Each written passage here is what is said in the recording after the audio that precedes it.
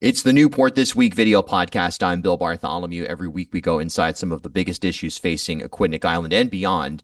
You can find every episode at newportthisweek.com and make sure you subscribe to the Newport This Week YouTube channel. Lots of good stuff up there.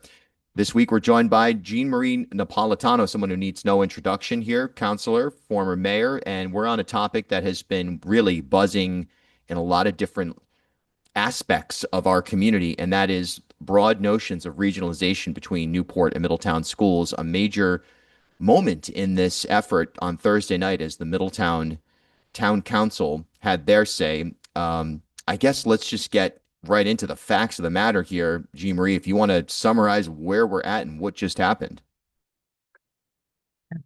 Um, actually, it wasn't the Middletown Town I'm Council. It sorry. was the Middletown School I'm Committee. sorry. Yes, that's I should let me be clear because we were just talking about the governmental process. That's a mistake on my part. Then it confused me for a moment. It is the Middletown School Committee we're talking about here, which makes this all the more of an odd scenario.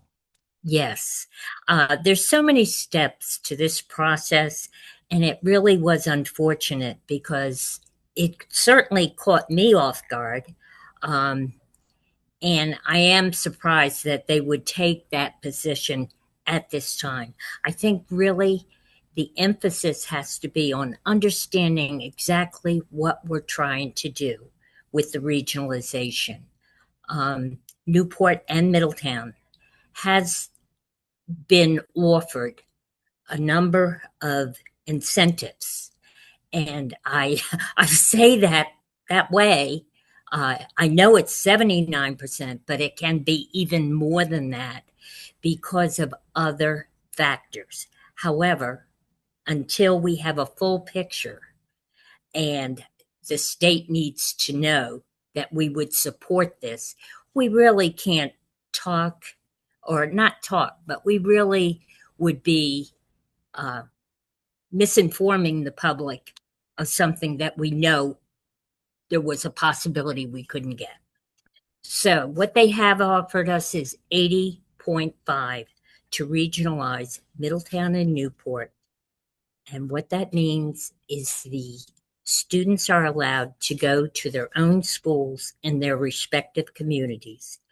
The teachers would remain in their own community and schools, and that the operations of regionalization would include one superintendent, one finance director, staffing under the new superintendent, and a new school committee at the next election if this were to pass. Right. So there's a lot of moving parts here, and I know it gets very confusing. It even gets confusing for me, who has followed this for years. All right. I mean, even just in terms of bodies of government, as demonstrated in my open there, which we knew exactly what we were talking about, and then the brain goes town council because it just seems like this is at the end of the day, actually, never mind the town council, this seems like something that should go before the voters. Why is it not Absolutely. going before voters?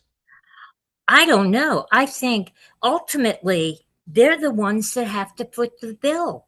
They're the ones that have to send their kids to these schools.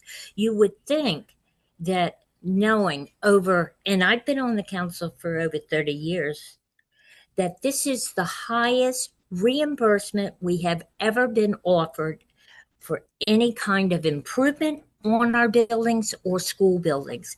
I will note that Joe Eva Gaines got another 10% at Pell School when they first built that, the new Pell School, for the concept of regionalizing all the elementary schools. And I give her a lot of credit. And I can tell you, when that first came about, I wasn't very supportive of it. And Joe Eva continued to apprise me of the benefits. I think the voters need to be able to decide for themselves and their future and their family's future to make sure that this is something that we want to do or would benefit families in Newport and Middletown.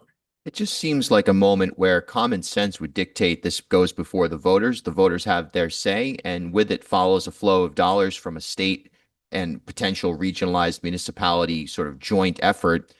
But what we have here are bodies of government that just cannot seem to get on the same page. With that being Yes. said, what's next in the travel of this process?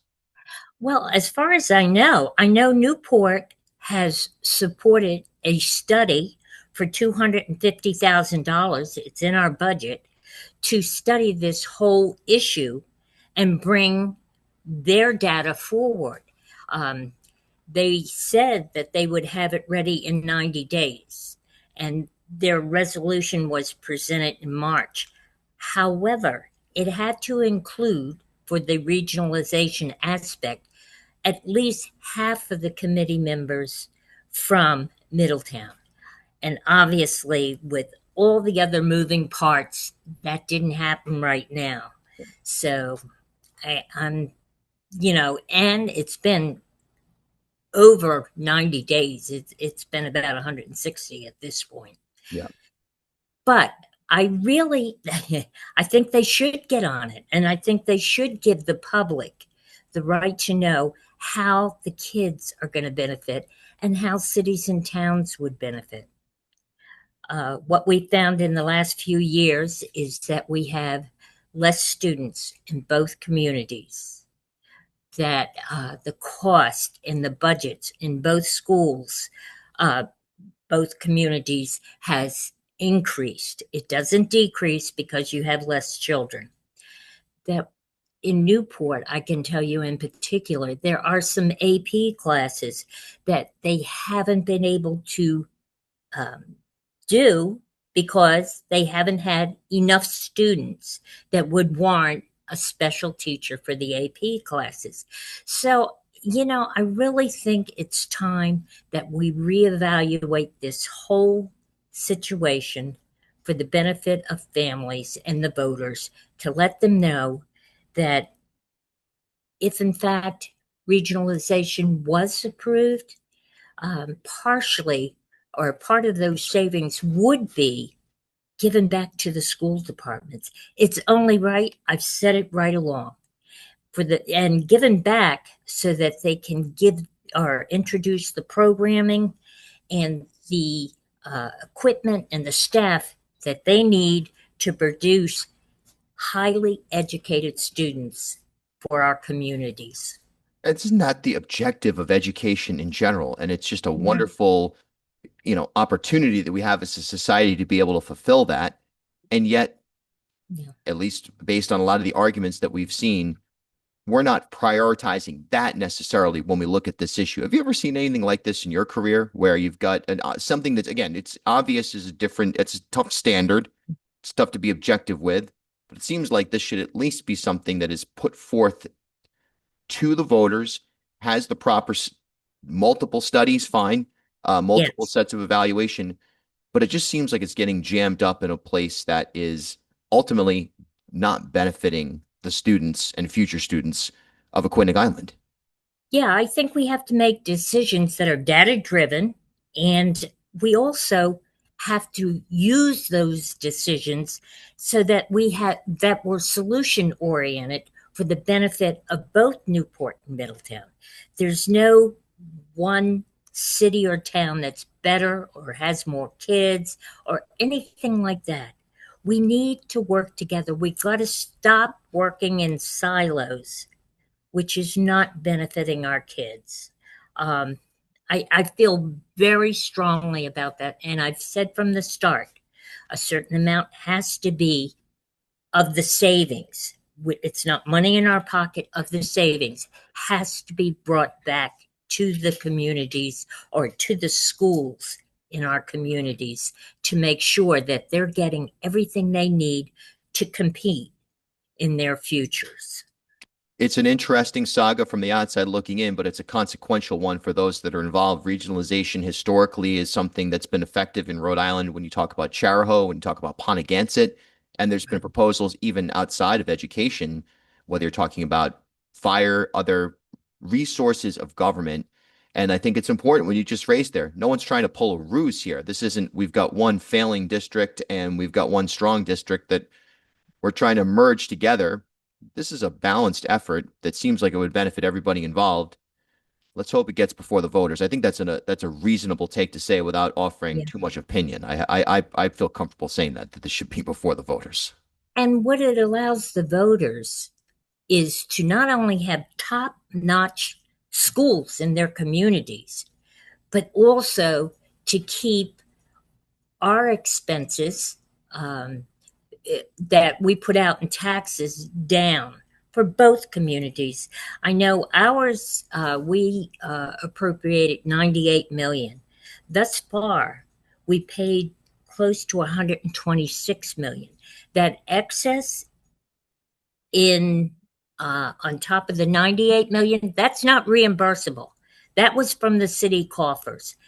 And Middletown's, I believe, is 198 million. Yeah.